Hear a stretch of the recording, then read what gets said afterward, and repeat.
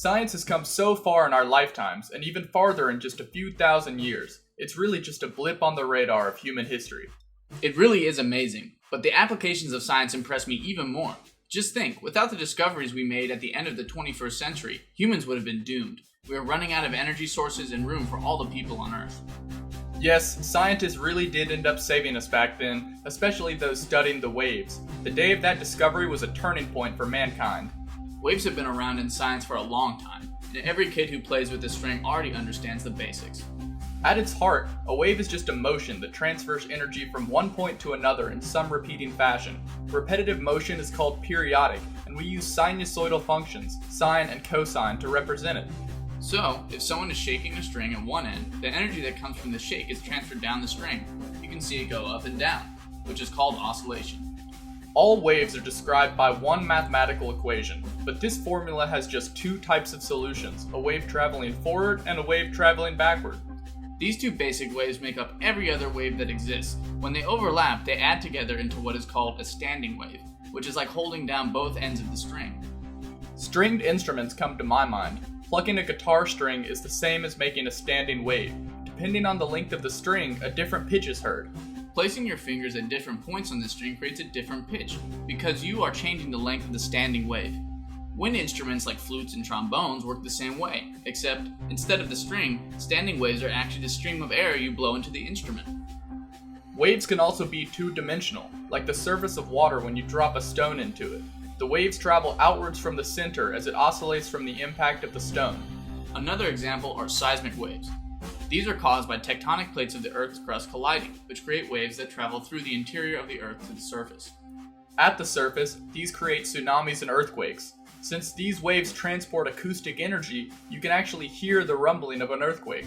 So the inside of the Earth is like a large instrument, and every impact produces some seismic wave. Earthquakes and tsunamis are really just big ones. Everything you hear is actually a wave too. Sound is a three-dimensional wave that compresses and decompresses molecules as it oscillates. In air, our ear picks up this change in density and interprets it as a certain pitch or frequency. Three-dimensional waves can be thought of as spherical, starting from some center where the sound is coming from and going outward in every direction. The waves we've been talking about so far, whether 1, 2, or 3-dimensional, have all been mechanical waves. This means they all require some matter to transfer energy through, called a medium. But there is another type, called an electromagnetic wave, which can travel through purely empty space. These were discovered by James Clerk Maxwell in 1862, as he researched electricity and magnetism. There are force fields permeating all space in the universe, some electric and some magnetic, which are created from charges like protons and electrons.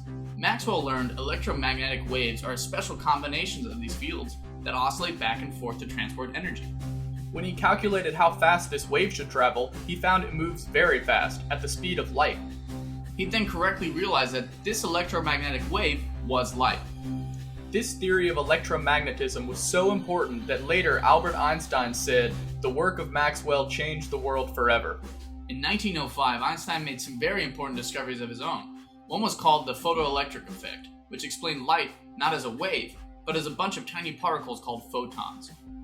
He and other scientists were confused, because although they were certain Maxwell was correct that light was a wave, there were now clear instances when it looked like a particle.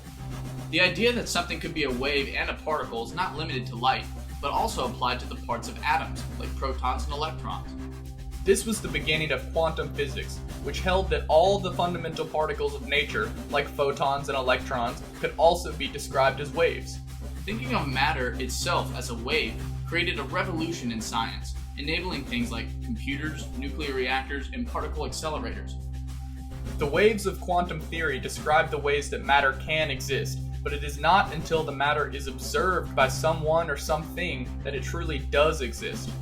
This strangeness was showed in the early 1900s by the double slit experiment.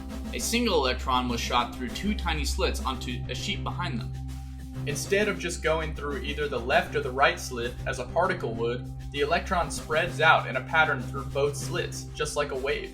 This is called interference, another basic property of all waves that can be seen from dropping two stones into water and watching the ripples on the surface collide and overlap. So at the smallest level, all the matter around us is a bunch of waves colliding with each other, but when we look at something, all of these waves collapse into the object we see. The world is not made of definite objects that are always present, but only of quantum waves which represent the chance for objects to be present. This was the biggest application of waves for science yet, but there was another huge place waves showed up in science back then, which was predicted by Einstein in 1915 but wasn't confirmed until 2015. These are gravitational waves predicted by the general theory of relativity. This includes a fourth dimension, time, that exists along the normal space dimensions in space-time, the true fabric of the universe. Einstein explained that gravity is not just a force, but is really the curvature of this 4D spacetime, and that when objects fall under gravity, they are really just sliding naturally down the hills and valleys of spacetime. All mass curves space-time slightly, but there are some supermassive points in the universe where the stars have collapsed in on themselves, called black holes.